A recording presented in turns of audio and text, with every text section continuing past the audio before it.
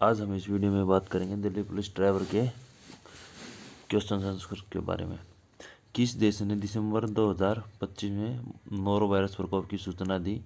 इसका आंसर होगा अमेरिका। यह 2025 में आया था और इसको शीतकालीन उल्टी रोग भी कहते हैं, यानी कि विंटर वोमिटिंग बग भी कहा जाता है। अब नेक्स्ट क्वेश्चन आता है, भारत का संविधान सभा का संवैधानिक सलाहकार कौन था? हम सभी को पता है कि BN राव, इनका पूरा नाम है सर बेनेगल नरसिंह राव। हमारे नेक्स्ट एग्जाम में भी आ सकता है। ये BN राव एक प्रमुख भारतीय न्यायवादी थे। वह संविधान सभा के गैर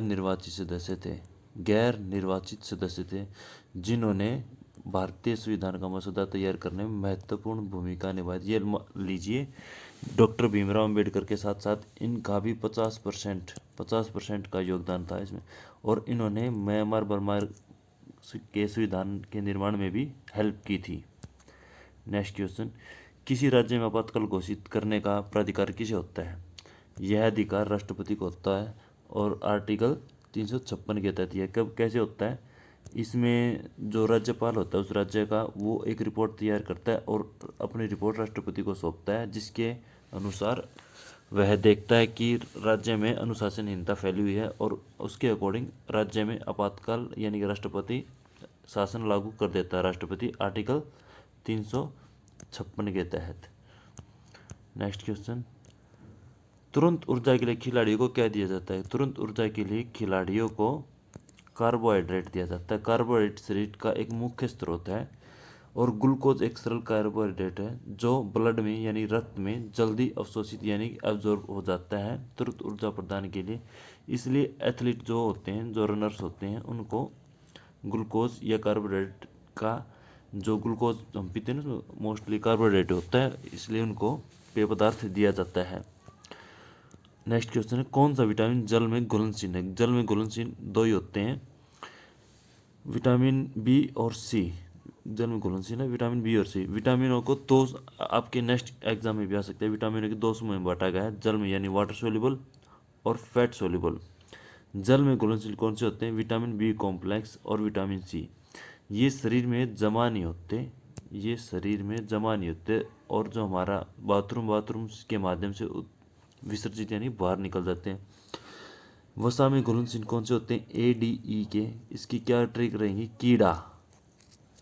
क्या याद रहेगी?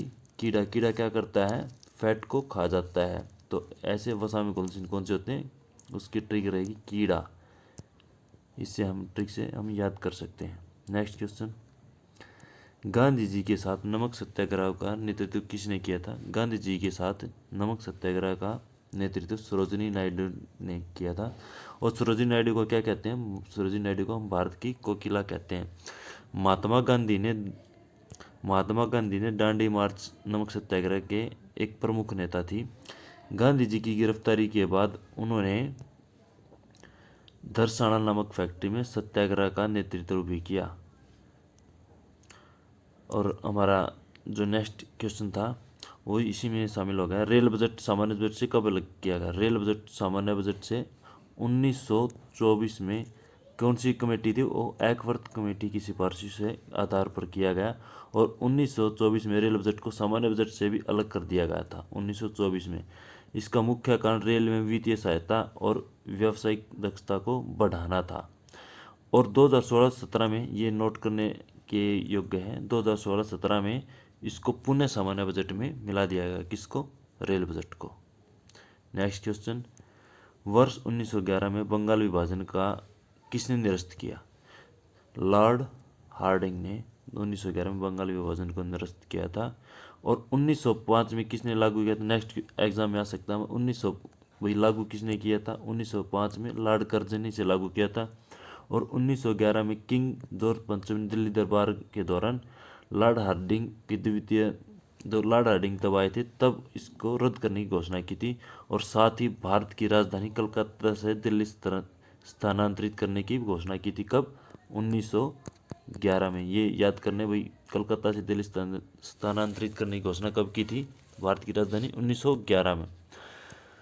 स्वराज आंदोलन का प्रारंभ किसने किया था? स्वराज आंदोलन का प्रारंभ बाल गंगाधर तिलक ने किया था। कब किया था? स्वराज होम रूल यानी कि आंदोलन की शुरुआत 1916 में बाल गंगाधर तिलक और एनी बेसेंट, इनके साथी कौन थी? Annie Besant. तिलक ने पुणे के बेलगाम में अपनी लीग की स्थापना की, और जबकि एनी बेसेंट ने मद्रास में। तिलक का प्रसिद्ध नारा कौन सा था? स्वराज मेरा जन्मसिद्ध अधिकार और मैं इसे लेकर रहूंगा। ये बाल गंगाधर तिलक का नारा था।